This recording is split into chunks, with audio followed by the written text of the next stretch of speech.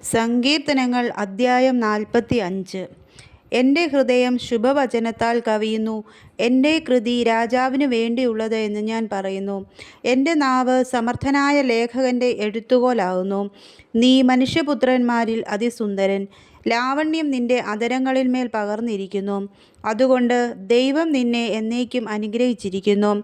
വീരനായുള്ളവേ, നിൻ്റെ വാൾ അരയ്ക്ക് കെട്ടുക. നിൻ്റെ തേജസ്സും നിൻ്റെ മഹിമയും തന്നെ.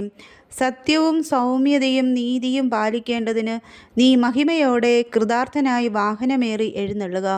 നിൻ്റെ വലങ്കൈ ഭയങ്കര കാര്യങ്ങളെ നിനക്ക് ഉപദേശിച്ചു തരുമാറാകട്ടെ. നിൻ്റെ അസ്ത്രങ്ങൾ മൂർച്ചയുള്ളവയാകുന്നു. ജാതികൾ നിൻ്റെ കീഴിൽ വീഴുന്നു. രാജാവിൻ്റെ ശത്രുക്കളുടെ നെഞ്ചത്തെ അവ തറയ്ക്കുന്നു. ദൈവമേ, നിൻ്റെ സിംഹാസനം എന്നും എന്നേക്കും ഉള്ളതാകുന്നു. നിൻ്റെ രാജത്വത്തിൻ്റെ ചെങ്കോൽ നീതിയുള്ള ചെങ്കോലാകുന്നു. നീ നീതിയെ ഇഷ്ടപ്പെട്ട് ദുഷ്ടതയെ ദ്വേഷിക്കുന്നു. അതുകൊണ്ട് ദൈവം നിൻ്റെ ദൈവം തന്നെ.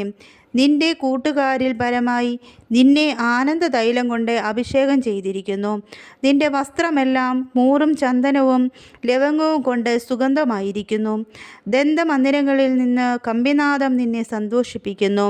നിൻ്റെ സ്ത്രീ രത്നങ്ങളുടെ കൂട്ടത്തിൽ രാജകുമാരികളുണ്ട്. നിൻ്റെ വലതുഭാഗത്ത് രാജ്ഞി ഓഫീർ തങ്കം അണിഞ്ഞു നിൽക്കുന്നു. അല്ലയോ കുമാരി, കേൾക്ക, നോക്കുക, ചെവി ചായ്ക്ക. സ്വജനത്തെയും നിൻ്റെ പിതൃഭവനത്തെയും മറക്ക.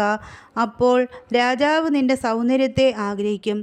അവൻ നിൻ്റെ നാഥനല്ലോ, നീ അവനെ നമസ്കരിച്ചു കൊള്ളുക. സോർ നിവാസികൾ ജനത്തിലെ ധനവാന്മാർ തന്നെ. കാഴ്ചവെച്ച് നിൻ്റെ മുഖപ്രസാദം തേടും. അന്തഃപുരത്തിലെ രാജകുമാരി ശോഭാപരിപൂർണയാവുന്നു. അവളുടെ വസ്ത്രം പൊൻ കസവ് കൊണ്ടുള്ളത്.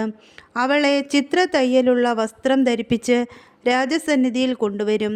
അവളുടെ തോഴിമാരായി കൂടെ നടക്കുന്ന കന്യകമാരെയും നിൻ്റെ അടുക്കൽ കൊണ്ടുവരും. സന്തോഷത്തോടും ഉല്ലാസത്തോടും കൂടെ അവരെ കൊണ്ടുവരും. അവർ രാജമന്ദിരത്തിൽ പ്രവേശിക്കും. നിൻ്റെ പുത്രന്മാർ നിൻ്റെ പിതാക്കന്മാർക്ക് പകരം ഇരിക്കും. സർവ്വഭൂമിയിലും നീ അവരെ പ്രഭുക്കന്മാരാക്കും. ഞാൻ നിൻ്റെ നാമത്തെ എല്ലാ തലമുറകളിലും ഓർക്കുമാറാക്കും.